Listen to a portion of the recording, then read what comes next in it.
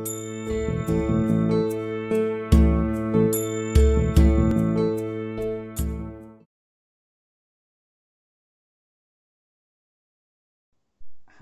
welcome back to social science class. I am your Navi. In previous class, I was speaking about British government acts. Under that, I have revised the things. Means I have taught the Indian Government Act of 1858, and today's class I am going to speak about 1861 Act, 1892 Act, 1909, and 1919, 1935 Acts. So, Indian Council Act of 1861.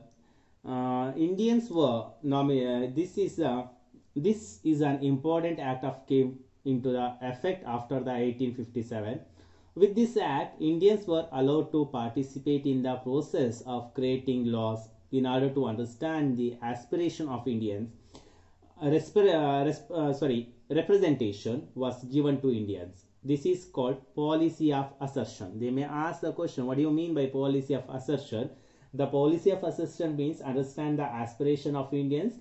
They have given the choice to representation has given for the Indians. What are the important features in here means Indians were nominated to the civil of Viceroy and non-official members.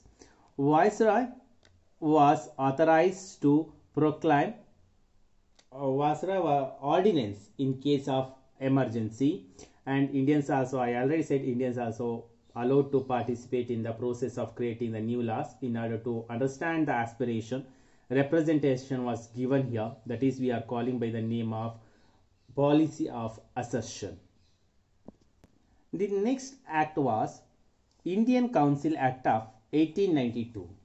This act continuation of Indian Council Act of 1861.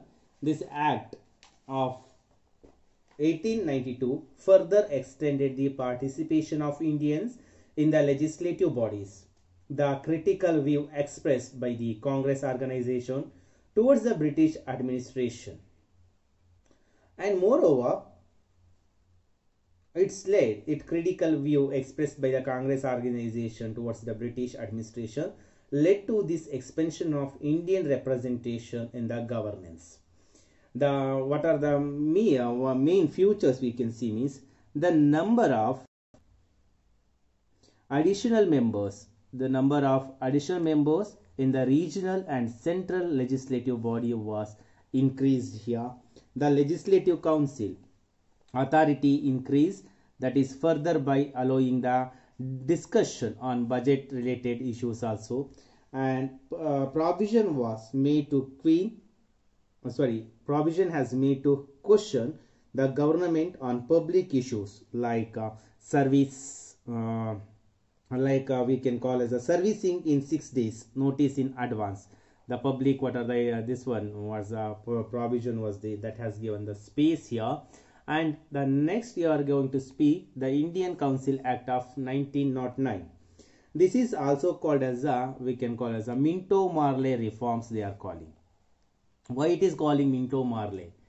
During the formation and implementation of 1919 Act, Lord Minto was the Viceroy of India and Lord Morley was the Secretary of State of India. So this act was used to divide the rule in India. So that has given the divide and rule policy has started here. The total number of central legislative member increased 60 from 16, and the numbers of regional council member was also increased. Representation of regional councils was allowed through the election for first time.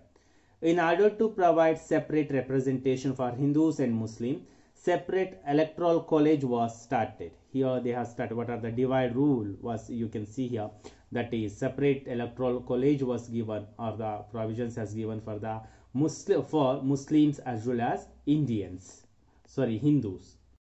Next one is the Government Act of 1919.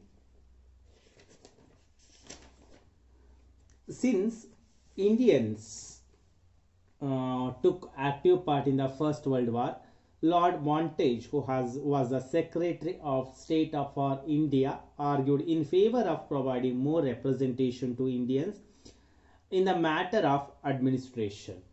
He is a favor for allowing peoples to participation in the formation of government. Gradually, Lord Chelmsford, who is the Viceroy, then declared the various reformative measures to the British Parliament, that is in the year of the 20th 8 1917. The Indian Act 1919 formulated by accepting this report. And that's the reason it is calling as a Montagu. Will be calling as a Montagu-Chelmsford Reforms Act.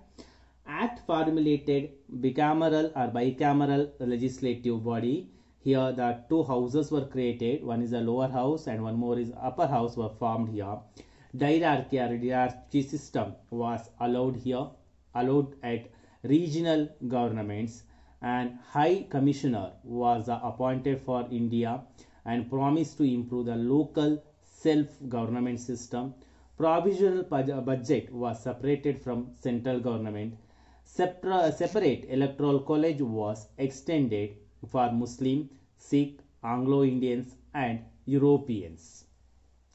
The important act in Indian history, we could have said that the Government Act of 1935.